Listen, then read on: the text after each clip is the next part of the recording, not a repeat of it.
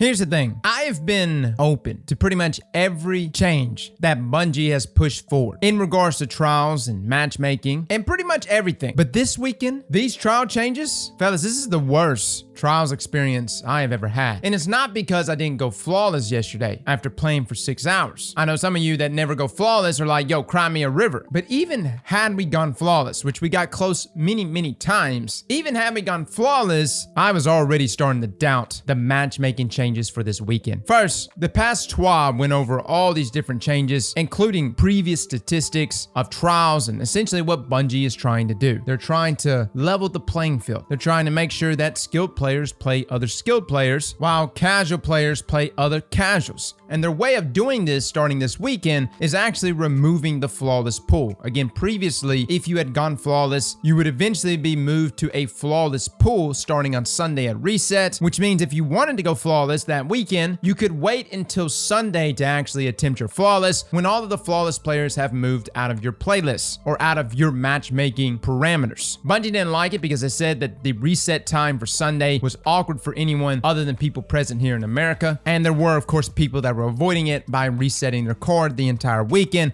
allowing them to partake in the regular trials pool against lesser skilled players. I get it. I understand. But starting this weekend, though, Bungie actually made some changes by removing that flawless pool. And now instead, you'll be matched against other players with the same number of wins that weekend. Now, that looked bad. When we read it, I even thought to myself, that looks bad. But as always, I wanted to roll the tape forward. I wanted to see exactly how it played out. And fellas, it's bad. You see what happens, or at least from our experience, we went like 3 games in and then we lost. So then we reset our card. And then we went like 4 or 5 games in and then we lost twice in a row. And we reset our card again. And despite resetting our card, our games progressively got harder. Because even though we were losing games too, the only thing the matchmaking parameters even saw was the number of wins we had. And they were matching us against people with 15 plus wins yesterday, which resulted in every single game being balls sweaty. I'm talking tournament level sweat every single game. And I know some people are going to say, whoa, Widow's Court is just not a good map. Listen, it doesn't even matter. These matchmaking changes are terrible. You see, it'd be different if the matchmaking changes went off of like win percentage or something along those lines, right? But the fact that it just goes off of raw wins means if you've got a fire team that's getting wins, even if you're not getting flawless, every time you reset to attempt flawless again,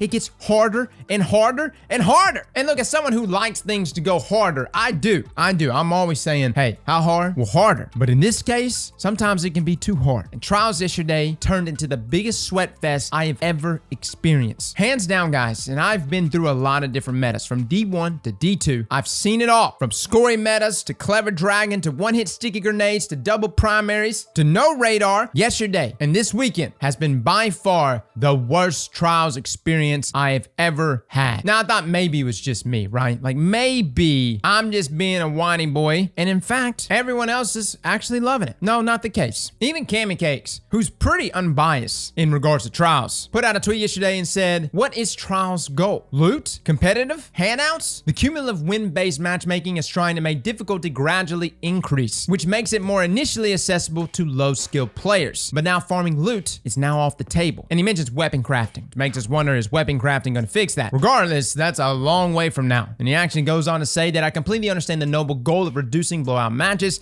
but it seems impossible to accomplish given Destiny's design to snowball advantage. I'd be a fan of a no-loss penalty, but also a real comp playlist. I'm tired of talking about this mode I dislike anyways. Good luck, have fun. Listen, the main thing that Cammy's trying to circle around to is, he is right here. What is Trials' goal? Is it loot? Is it handouts? Is it competitive? Because the system that we just played this past weekend, that is a competitive mode. That is something that I think many of us may actually put up with if we had a rank next to our name. But at the same time, we've kind of been down this road before with comp. And on top of that, what's the incentive? What do we even get for sweating it out like this? You see, guys, the best way I can explain it to my PvE players, imagine doing a nightfall. You get right up to the end, you're about to kill the boss, and some shenanigan happens and Sadia pushes you off the map, or you somehow die, or you DC, and your fire team goes back to orbit and you're like, all right, well, let's load up another nightfall, but wait, this is our 3rd run. Y'all know what's gonna happen, right? Everything's gonna be way harder to kill. And with every single loss in that nightfall, with every kick back to orbit, the nightfall becomes so progressively harder that you eventually get to a point where you're like, yo, it's not even worth doing at this point. point. That's the way we felt about Trials. I felt yesterday, once we got above 20 plus wins, despite us going flawless, we started hitting a wall there, which made flawless pretty much impossible. And that's about the best analogy that I can give you on this matter, guys. It's just any content in the game. Imagine doing it and then just getting harder and harder and harder every time you fail. Even Grenader Jake, who's been very positive with everything Bungie has done, said that the matchmaking was more extreme than he could possibly imagine, even in his wildest dreams. And if you think these changes are only for this weekend, well, think again. Even Trials Report pointed out that after Iron Banner ends next week, Trials going throughout November will keep the new matchmaking changes as mentioned in the TWAB. Guys, I'm not trying to be overly dramatic here. I'm really not. But Bungie couldn't have figured out a better way to kill the Trials playlist than with these changes. And it's not even like playing sweaty players. I'm okay playing against sweaty players, but it becomes a problem when you play repeat teams over and over again because the matchmaking parameters are so strict that it won't kick out to find people with less wins. It will just match you against the same team 2-3 times in a row, which happened to us yesterday twice. And look, it's hard beating the same team twice. It really is, especially if they're a really, really sweaty team. So we're making jokes about it that this weekend feels like Trials tournaments, but that's exactly what it feels like. It's Trials tournaments. And if these matchmaking changes aren't removed, I won't be playing Trials. And I don't think a lot of people will. And I know everyone's like, yo, this is great for the casual player, right? Dude, the casual player won't be playing that much Trials either, because they will run into the same dilemma when they themselves start to accumulate wins. This system really reminds me of how sweaty it was back in year 3 of Destiny 1. Trials got so sweaty, primarily because the population was low. Right now, well, the Trials population isn't exactly good. More worrisome than that is the amount of flawless players that have gone flawless this weekend. That ratio is god-awful. So overall, that is my thoughts on Trials. It's not a debate for me, guys. It's just, hey, I don't like it. It's bad. It's going to result in the playlist dying, and whether the playlist is supposed to be for loot, or it's supposed to be in competitive mode, or it's just looking to give out handouts, neither of those things really can be addressed right now, because we're still playing with the same loot. The competitive mode can't really be implemented anytime soon. The only real thing that can really change Trials from now until Witch Queen is these matchmaking changes. And from what we've seen this season, Trials has had the highest of highs. It has broken all kinds of records in week 1. Why fix something that wasn't even broken? Fellas and ladies, thank you all for coming and watching. And as always, Slap that like button like your mama told you right.